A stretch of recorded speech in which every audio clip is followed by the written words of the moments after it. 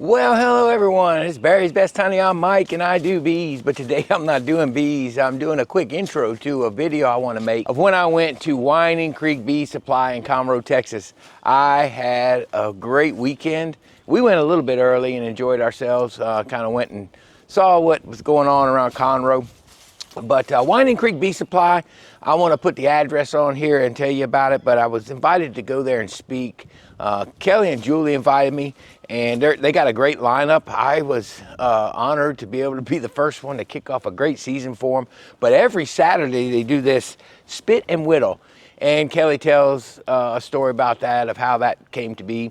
But it's pretty cool because every Saturday they do a spit and whittle where people gather together, beekeepers gather, and I guess it could be anybody, and they gather at the shop and they just do a little get together, talk bees, talk life, and just get together. And it's pretty cool, you know, kind of like sitting around. And the story comes from when they would sit around an old gas station and drink coffee and, you know, shoot the breeze. And so anyway, they do that, but then once a month, and it's basically classes too, beginning beekeeping classes, things like that. And then once a month they're bringing in speakers to come do these classes. So we enjoyed going over there. And the cool thing about this place is that it's a start to finish type operation. So I shot a little bit of footage of what went on there that day. There was a chili cook-off. That is still a mystery to me, as far as I did not get the firm answer whether beans belong in Texas chili or not. I don't know, because some had it and some didn't. Some said it was good and some said it wasn't. And these are Texans that said it too. It wasn't like they were transplants telling me right or wrong. Now the H-E-B grocery store commercial says no beans. I don't know. I left there with more questions about beans than answers. Anyway, got to meet some folks. Ernie, famous for the Ernie Shuffle on Texas Friendly Beekeepers. Of course, Stan was there doing the sound. I got to meet Jason Gamble. He's on Texas Friendly Beekeepers. He does tips each week or so. He kind of tells people where we're at in the season, where they're at in the season over there in Texas. Got to meet him, and we got to do a round table with he and Ernie. That was fun. So it was a pretty neat experience. One thing for sure, I did get to meet a lot of Texas beekeepers. I tell you, somebody stuck out in my mind. A few young men. I met them and their father, Cole, and his brothers. Man, it was a pleasure meeting very respectful young people, good godly young men and their father, and such respectful, genuine folks like them. It was absolute pleasure meeting them. We talked about Demarest splits and what he's going to do with them, which I've never done. So hopefully he keeps me updated on them. And just met a bunch of folks. Benny was there. He and I forgot his creamed honey, and I'm getting ready to mail him some. Several others that we met. Just so I can't name all the people I met, but just had a great time fellowshipping with other beekeepers. That's always to me one of my most favorite times. Is just meeting so many beekeepers, because there's just something about beekeepers and the genuineness, the same ideas, the same interests, and I don't know, it's just kind of cut from the same cloth, it seems like, you know. So yeah, it was good times. But it's a pretty cool place, and going back to what I said, a start to finish kind of deal. What it is they actually have everything from the bees all the way to all the equipment you need.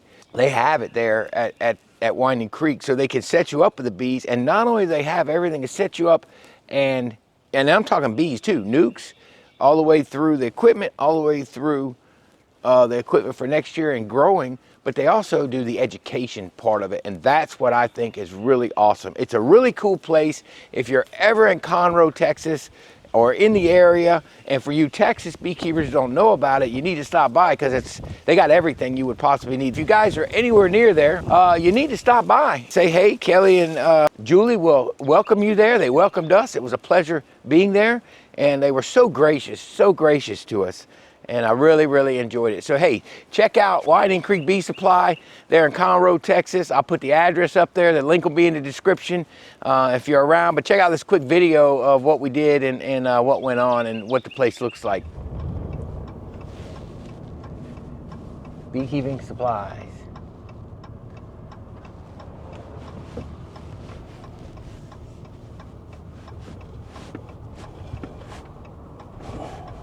They are authorized dealer for Man Lake.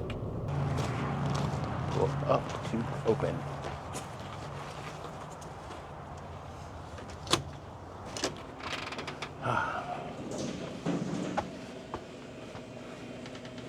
This is it.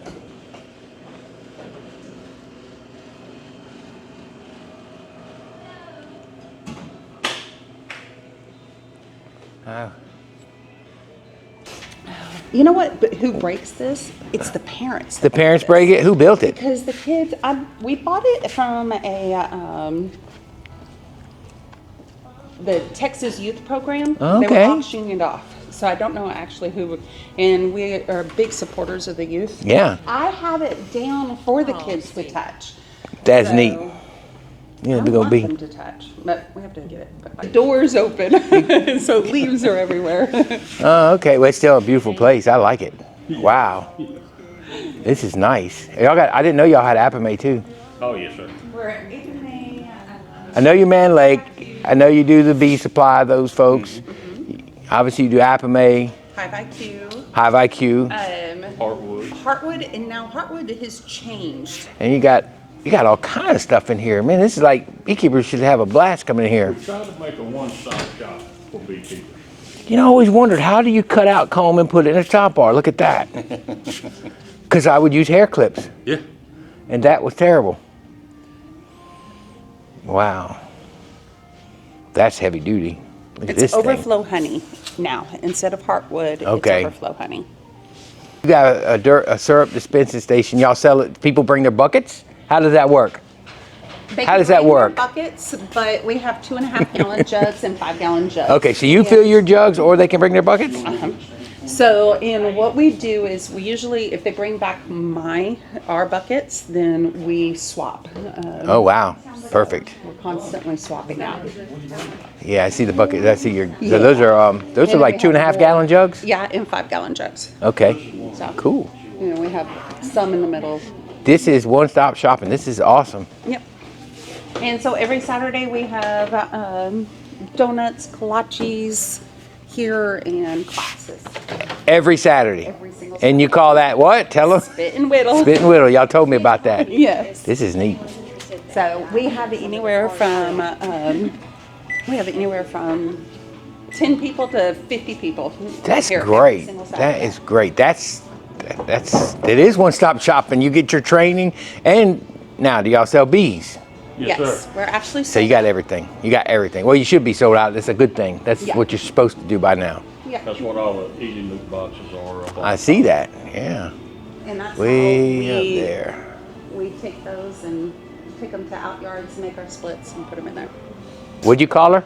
Laurenti. He said Laurenti, so it's Laurenti. It's okay. And you work the store. Yes. You take care of the business. So you're the backbone of the operation, really. I would say so. Yes, most definitely. Most definitely, yes. I'm really what keeps it running, you know? That's it. No, So this is actually plumb to the outside. yes, right here is plumb through the wall outside. Truck will pull up, we'll rig up, open all tote tanks up. He'll fill up through the manifold. It'll equalize through all tanks. Oh, wow. And then he'll blow back, blow the lines clean. We'll have about 300 gallons in each tank at that point. That is, see, everything. You can come here and get anything you need. And you got heaters on them? Each tote tank has its own ink bird. We can adjust our temperatures. And then over here in Stan's corner. I have a light switch set Oh, up yeah. for each tank. I can just turn 1, 2, number 5, whichever tank I want. Right. on. I like it. Man, this is awesome. Really nice place you guys have here. Don't quit running. Just get a picture of everybody. And what I was saying earlier, I'm saying this for the sake of the video, is that you guys are all inclusive when it comes to beekeeping, from buying the bees all the way to teaching and educating to supplying and sustaining. It's pretty awesome what y'all do here. Thank you. All right, so we're back this morning. They're set up a little different with everybody. Let's take you back to where the chili cook-off is going to be. Hey, how are you?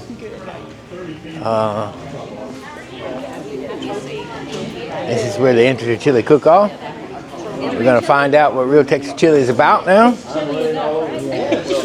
Mediums, milds. I'm a mild guy these days. Spicy, I'll try it. Must be a contender stirring this chili, getting it ready. Getting it ready. Yeah. Still got some boiling down to do. So you're cooking your Texas chili. So I'm getting both sides. Everybody, does Texas chili have beans? I've been told no. The HEB commercial says no, but I'm hearing people say yes. So I don't know. I'm gonna ask everybody. I want to know. Ground beef is questionable also. Ground beef is questionable too. Oh man, we're really getting deep now. We're getting deep into it, into the whole intricate part of chili making in Texas. But Texas is known for its chili, so we're gonna see. All right. That's cubed beef there. Cubed beef. So you're going all traditional, according to what you know. That's it. Okay. And this is the speaking area. We got right in here. And so looking forward to get going and get to talking with everybody, enjoying and visiting. It's going to be a good time. There's Stan Gore, Hives for Heroes. Stan Gore is like Texas Friendly Beekeepers moderator. Don't get gored. You're welcome. Thank you. Robert Peoples, y'all know RPB Works. Howdy, howdy. How's it going, Robert? Pretty good. How are you doing? I'm doing well. You inventing a lot of new stuff, or you just kind of holding steady at this point? We are. We're come up with ideas all the time, and just how it happens, right? Right. So, See, I can hold this out. oh, I'm sorry. No, you're good. Yeah, we got a couple of new things that we're looking at, and looking forward to seeing how everybody likes it. The bee floaters have been real popular the last couple of days, which surprised me. Yeah, these just went out on Canaan's expo page, and Yeah, you got a lot of orders, you I said. had these. I came up with the idea before Nobby, but the problem is I didn't have the printer ready for it, so Right. I just couldn't. I didn't have enough of them, or I couldn't get enough, and I was still in the process of trying to figure out if they were going to float well. And these are thicker than the prototypes that I had. And the funny thing is, my prototypes are still in buckets at the house and still floating, and they're not even this thick. So I know they work. They know they work, right? They're in. I like them. They look nice, Well, great, thank you. and I like it with the bee in the middle. That's what makes it. Yeah, exactly. They're pretty. I think we're getting ready to get started.